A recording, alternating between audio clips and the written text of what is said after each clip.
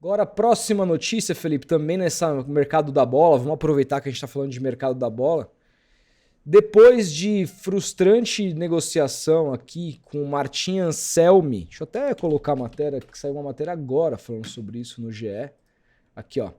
O Atlético Mineiro abriu conversas com o argentino Jorge Sampaoli. Felipão. Matéria de André Ribas, Caí Mota e Pedro Miguel. Atlético e São Paulo estão oficialmente negociando o retorno do treinador ao comando técnico da equipe. O argentino se tornou o favorito para o cargo após a negociação com Martin Anselmi Melar. Os primeiros contatos estão sendo feitos de forma virtual e foram iniciados na noite dessa segunda. São Paulo está morando no Rio de Janeiro. A informação foi adiantada pelo jornal O Tempo e confirmada pelo GE. Nas redes sociais, parte da torcida atleticana iniciou um movimento favorável à vinda do treinador. Sampaoli está sem clube desde que foi demitido pelo Rennes da França. Ele comandou a equipe em 10 partidas, vencendo 3 e perdendo 7. A passagem pelo clube francês durou cerca de 2 meses apenas. Na primeira passagem pelo Galo, o argentino comandou o time por 45 partidas, sendo 25 vitórias, 9 empates e 10 derrotas, ficando a apenas 3 pontos do título brasileiro. E diziam que esse trabalho era ruim. Muitos consideram o argentino responsável pela montagem do histórico elenco de 2021, já que deixou a grande maioria dos jogadores que depois foram campeões do Galo, campeões do Campeonato Brasileiro e da Copa do Brasil. Isso, né? Galo em 21. Galo em 21 Campeão ganhou o brasileiro Brasileirão da Copa do Brasil. Copa do Brasil, isso. Sampaoli chegaria para substituir Cuca, que foi demitido após ser derrotado por 2-0 para o Cruzeiro no jogo de ida das quartas de final da Copa do Brasil. Seguinte, tá? Vamos lá. Sampaoli estar negociando não significa muita coisa, a gente tem que esperar, porque ele negociou bastante com o Santos e ele pediu coisas que o Santos não poderia oferecer. Por que eu digo isso? O Galo é diferente, é SAF, só que hoje o Galo está numa contenção de gastos. Está num momento diferente daquele momento que ele foi para o Galo pela primeira vez, que o Galo estava disposto a gastar. O entendimento do Sampaoli é que o Atlético Mineiro oferece para ele um elenco superior ao que o Santos oferece hoje. Isso já é algo interessante, mas eu tenho certeza que ele vai pedir algumas coisas. Só que também tem uma coisa, a janela fecha hoje. Então ele tem que se contentar, ou ele se contenta com o que tem lá, ou não tem muito negócio. Eu não sei qual é o entendimento do elenco do Sampaoli desse Atlético Mineiro, mas a minha preocupação, se eu fosse atleticano, a minha preocupação com o Sampaoli agora é a mesma que eu tive enquanto santista se ele tivesse chegado no Santos agora. Eu gostaria de ver o Sampaoli como treinador do Santos, mas sempre disse que eu preferiria o Vojvoda pela questão extracampo. O Sampaoli no Atlético, nesse momento, sem poder contratar, né, janela fechando, e pegando o time que joga de um jeito muito diferente do Cuca para, no meio de uma temporada, no Campeonato Brasileiro, no segundo turno, mudar a coisa de rumo, é perigoso. Porque o estilo de jogo posicional do Sampaoli demanda um certo tempo para que seja compreendido e entendido pelos atletas. Ele deu certo no Santos em 2009 porque ele pega na pré-temporada. E deu certo no Atlético Mineiro em 2019, porque ele pegou o Santos na pré-temporada. Em 2020 ele pega o Atlético também na pré-temporada e faz dar certo. Pré-temporada não, né? Ele pega ali no primeiro semestre, o Galo teve acho que um treinador antes ali no começo do ano, se eu não me engano. Mas é meio que começo de temporada. E aí ele teve tempo para transformar um time que bateu o terceiro lugar no Campeonato Brasileiro. O último trabalho que o Sampaoli pegou no meio do campeonato foi justamente do Rennes da França, que estava mal, e ele chegou lá, melhorando a equipe muito rapidamente. Só que aí, Felipe, logo depois, a gente viu que a coisa degringolou e ele foi demitido em 2 meses de um time médio francês. Então, não sei se é um treinador que para esse ano causaria um impacto imediato que o torcedor do Galo espera. O impacto imediato com certeza ele causaria, mas eu não sei se esse impacto seria positivo, sabe? Esse é o ponto, assim. Impacto ele vai causar em qualquer lugar que ele vá, pela maneira dele treinar, a maneira como ele pensa futebol, a maneira como ele lida no dia a dia com os funcionários, com os jogadores. Certamente ele geraria um impacto. Mas eu tenho dúvida se esse impacto seria positivo, ele pegando um time no meio de temporada. Então, assim, vejo aqui, por mais que eu ache o Sampaoli taticamente um gênio, eu acho que ele é muito subestimado no futebol brasileiro, principalmente depois do trabalho que ele fez no Flamengo abaixo. É verdade que teve problemas de relacionamento gravíssimos ali, mas eu continuo achando o Sampaoli um técnico acima da média dos técnicos que treinam aqui. O problema é que o combo Sampaoli é complicado e o momento que ele está vindo eu não sei se é o ideal para colocar as coisas nos trilhos. E também, observando até tudo isso, negociações com ele são complicadas e eu também não tenho certeza se ele vai aceitar o convite. Então vamos ver que fim vai levar essa negociação, mas era um nome que você buscaria se você fosse dirigente do Atlético Mineiro? Cara, não.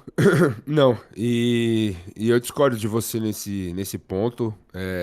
Eu acho o Sampaoli, pelo contrário, eu acho ele superestimado. Demais. Superestimado demais. Assim, é um cara que tem poucos títulos na carreira. Você falou um ponto aí que eu acho importante, que é a questão do combo, e eu acho que isso atrapalha muito o Sampaoli, que até tem boas ideias. Você vê entrevistas de jogadores que trabalharam com ele que são quase unânimes em dizer que ele melhorou o meu futebol, ele me trouxe coisas novas, eu aprendi e tudo mais. Um caso recente que aconteceu é o Saliba, zagueiro que hoje está no Arsenal, muito bom zagueiro, que jogou com ele no Olympique de Marseille. Mas assim, eu acho o Sampaoli um cara pouco equilibrado, assim, no sentido de treino, assim. Os times dele são muito expostos, é um jeito específico de jogar que demanda um treinamento muito específico também, que costuma demorar um pouco para dar resultado. E assim, último time que ele teve um relativo sucesso no futebol brasileiro e o único título que ele ganhou no futebol brasileiro, que foi um campeonato mineiro, foi no Atlético Mineiro. Então, possa ser que seja um nome a se considerar, mas se eu fosse o Galo, eu iria em outro, um técnico um pouco mais equilibrado nesse momento do que o Sampaoli, que é um técnico específico, cara, que tem suas questões aí, como principalmente o lado de pedir sempre reforços, de ter uma comissão técnica complicada, que inclusive tem casos de envolvimento em agressão a jogador. Então, eu acho isso muito danoso para a imagem da comissão técnica, para a própria imagem do Sampaoli. Deixa uma impressão muito ruim no último trabalho dele aqui no futebol brasileiro. Se eu fosse o Atlético Mineiro, eu iria em outro nome, mas ao que tudo indica, pelas notícias que vêm lá de BH, ele é um nome fortíssimo que pode ser anunciado, inclusive, hoje ainda. Eu discordo um pouco dessa questão de jogar muito exposto, as defesas serem muito ruins. Quando eu olho, eu gosto de olhar para os trabalhos de novo, 19 e 20, porque ele faz campeonatos completos, né, por Santos e Atlético Mineiro. Por exemplo, aqui a gente olha a tabela do campeonato de 2019. O Santos foi vice-campeão brasileiro. O Santos teve uma defesa, sofreu 33 gols, foi melhor do que a defesa do campeão Flamengo do Jorge Jesus. E foi uma das melhores defesas do campeonato aqui. Né, que o ataque daquele time do Jorge Jesus foi brutal, fez 86 gols. Isso é uma coisa absurda. Uma coisa absurda esse ataque do Flamengo aqui em 2019, um time histórico, né, um dos times históricos de todos os tempos do Brasil. Né? Então aqui ele teve uma defesa equilibrada, 60 gols, 33 gols sofridos, 27 gols de saldo.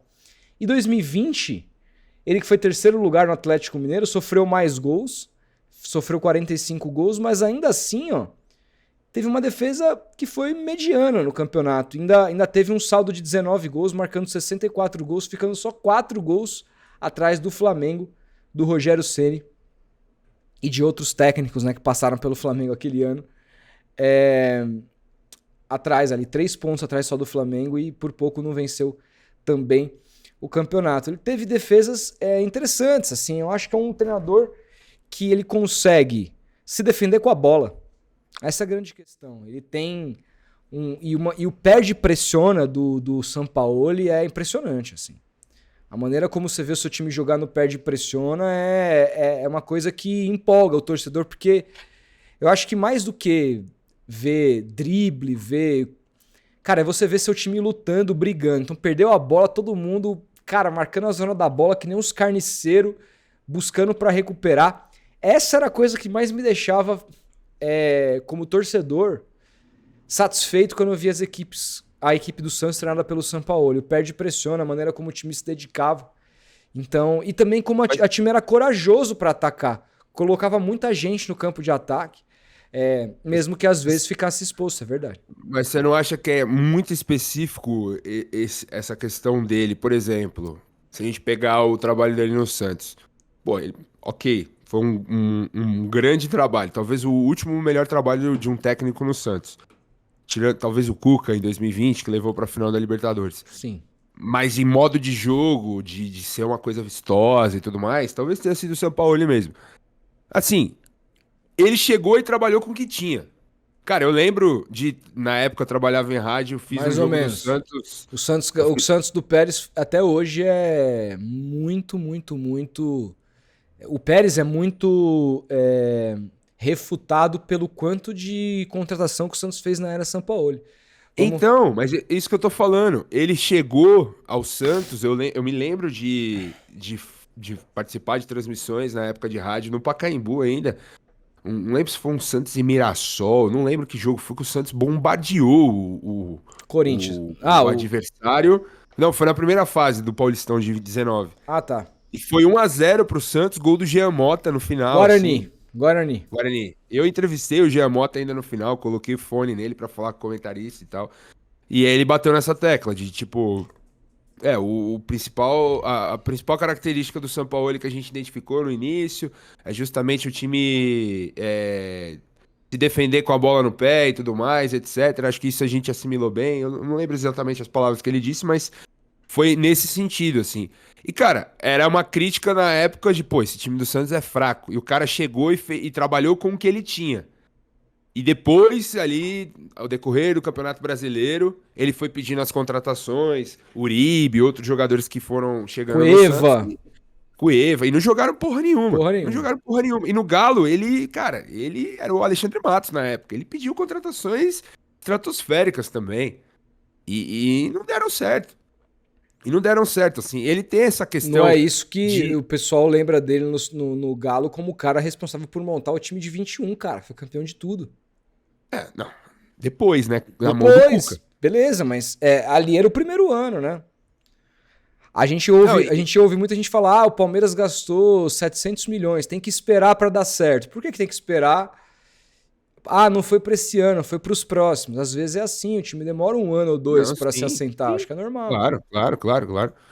Mas assim, eu digo no sentido de, será que ele precisa mesmo pedir esses jogadores? Por isso que eu falo que ele é um técnico específico. Ele quer jogadores pra trabalhar dentro da filosofia de jogo dele. Isso, Às vezes esses jogadores que ele pede, esses caras não dão certo. É isso. E às vezes, com o que ele tem em mãos, ele consegue transformar os jogadores. Que é algo que ele fez no Santos. Eu acho que se o Sampaoli começasse a focar mais a carreira dele, ao invés de pedir jogadores que ele acha que são os caras que vão dar certo do jeito que ele joga, além disso, ele transformar os jogadores que ele não acha que vai dar certo e fazer dar certo, porque ele é melhor em transformar jogadores que ele não acredita e esses jogadores darem certo, do que em contratar jogadores que ele acredita que vão dar certo. Assim, é muito louco. Os caras que deram certo no Santos eram os caras que ele não acreditava, pô. Exatamente. O Sacha tava ali, ó, jogado, assim. Falou, ó, vai procurar outro time que eu não conto com você. O cara foi artilheiro do time na temporada. Esse é o meu ponto, cara. Eu gosto de treinadores que vão chegar no seu time e vão olhar pro elenco e vão falar, tá, beleza, me dá esse time aí que eu vou fazer jogar. É isso. Eu vou fazer jogar. Cara, o Abel, quando chegou no Palmeiras, a gente achava o Rony um lixo. A gente achava o Veiga uma porcaria. O Scarpa era um jogador superestimado. Isso mesmo. O Luiz Adriano era um aposentado que veio ganhar dinheiro no Brasil. O Luan era um fralda cheia. O Gustavo Gomes era um lixo. O Abel chegou, não, beleza, vou trabalhar com esses caras aqui em 3 meses e o time ganhou a Libertadores e a Copa do Brasil. Porra, E outra, eu cara, gosto de treinador assim, cara. e se você for ver o relato dos caras que trabalharam com o Sampaoli, né? Tem um relato dos caras que não deram certo, aí os caras xingam ele pra caralho, porque ele é um cara difícil mesmo, é verdade. Mas tem muita gente que fala assim, cara, eu aprendi a jogar bola com esse cara, velho. Então, assim, Eu falei aqui do ele, Saliba, pô, que tá no o Arsenal Marinho hoje. falava isso, vários outros, cara. O Lampérez falou muito isso. Tem vários jogadores que trabalhou com ele e falaram, cara, eu melhorei muito por causa dele.